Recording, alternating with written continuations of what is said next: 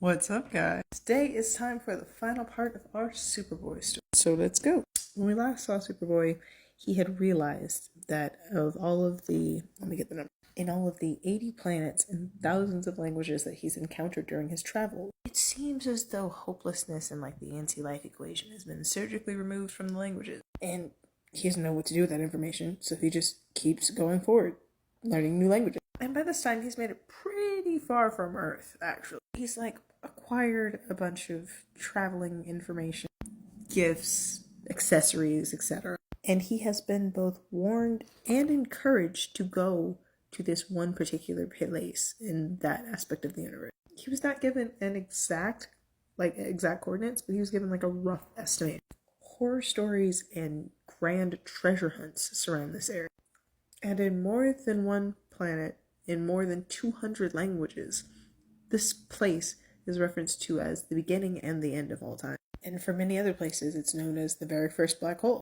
So he goes, because naturally, what else is he supposed to do? He's Superman. He's Young Justice. He follows the thing to the place to find out the reason. And what he finds when he gets there kind of confuses him a bit.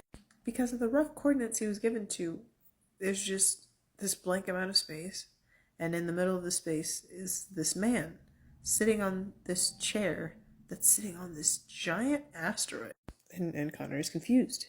But the man introduces himself as the new monitor, the proactive version. He told Connor that he was trying to do something that his predecessor had been incapable of doing, keeping the anti-life equation safe from the hands of the people who would seek it out.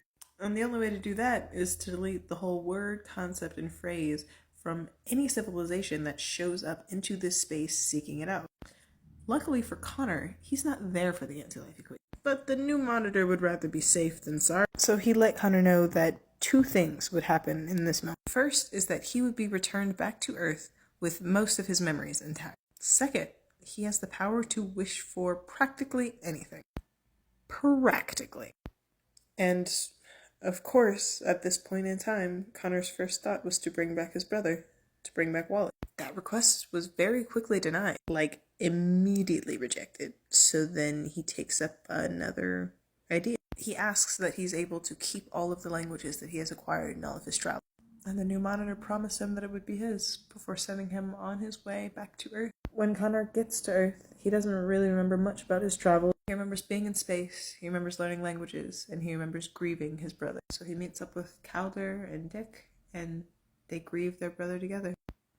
Thank you for coming to my TED Talk.